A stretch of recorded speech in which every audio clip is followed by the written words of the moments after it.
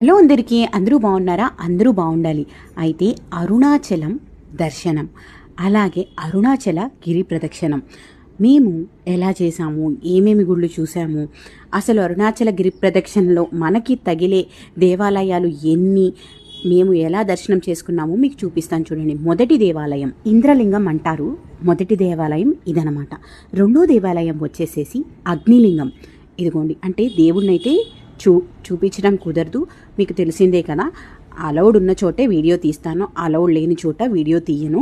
So అందుకని చెప్పి అగ్నిలింగం రెండో లింగం అనమాట. అక్కడ మేము దీపారాజన కూడా చక్కగా చేసుకున్నాము. ఎందుకంటే చక్కగా ఉదయం పూట కదా వెళ్ళాము. అలాగే దీపం పెట్టుకుంటే ఇంకా మంచిది అనిపిస్తుంది. పాజిటివ్ వైబ్స్, ఇక డివోషనల్ వైబ్స్, అది కాక ఎర్లీ మార్నింగ్ ఫ్రెష్గా దీపం పెట్టుకుంటే ఇంకా బాగుంటుంది కదా. సో అందుకని చెప్పేసి చక్కగా దేవుని స్మరించుకుంటూ దీపారాధన చేసి అలాగే దర్శనాలు చేసుకున్నామన్నమాట. మేమైతే ఆటోలోనే వెళ్ళామండి. రెండో లింగం వచ్చేసేసి అగ్నిలింగం, మొదటి లింగం ఇంద్రలింగం అన్నమాట. సరే, ఇక మూడో లింగం దగ్గరికి వెళ్ళిపోదాం. నేను గుడి బయటే చూపిస్తున్నాను, మళ్ళీ మళ్ళీ మీకు చెప్తున్నాను, గుర్తుపెట్టుకోండి. ఎందుకంటే గుడి లోపల ప్రాంగణం వీడియో తీయటం కుదరదు అని చెప్పేసి బోర్డ్స్ ఉన్నాయి. సో అలా ఉన్న చోట మనం వీడియో తీయటం అనేది, తెలిసి వీడియో తీయటం అనేది తప్పు కాబట్టి నేను అలా వీడియో తీయలేదు.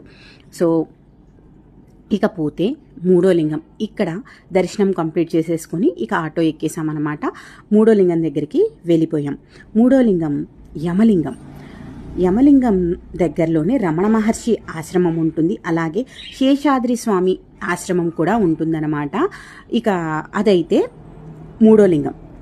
ఏంటండి అది? యమలింగం. యమలింగం తరువాత నైరుతి లింగం అనమాట.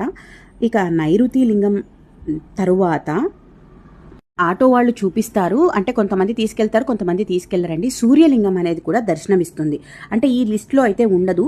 ఐదో లింగం వచ్చేసేసి వరుణలింగం. వరుణలింగం కూడా చాలా బాగుంటుంది. అలాగే ఆరో లింగం వాయులింగం అనమాట. వాయులింగం కూడా చాలా చాలా బాగుంటుంది. ఇక ఇక్కడే చంద్రలింగం అని చెప్పేసి ఇంకొక దేవాలయం కూడా మనకి దర్శనమిస్తుంది. అదే చెప్పాను కదండి, వీళ్ళైతే ఈ 8 లింగాలే చూపిస్తారు ఆటో వాళ్ళు. మనం కనుక చూడాలనుకుంటే ఇలా 2 లింగాలు ఎక్స్ట్రా ఉంటాయి, అవి కూడా దర్శనం చేసుకోండి, చాలా చాలా బాగుంటుంది. ఇకపోతే 7వ లింగం కుబేరలింగం. ఆ తరువాత 8వ లింగం వచ్చేసి ఈశాన్య లింగం అనమాట. ఈ విధంగా మనకి ఈ లింగాలు దర్శనంతో గిరి ప్రదక్షిణ అయితే కంప్లీట్ అవుతుంది. మీరు కనుక అరుణాచలం వెళితే మీ అందరికీ తెలిసే ఉంటుంది. ఒకవేళ వెళ్ళని వాళ్ళ కోసం నేను ఈ వివరాలన్నీ తెలియజేస్తున్నాను అనమాట. ముందుగా మన పేజ్ని ఫాలో అవ్వండి. ఈ వీడియోకి ఒక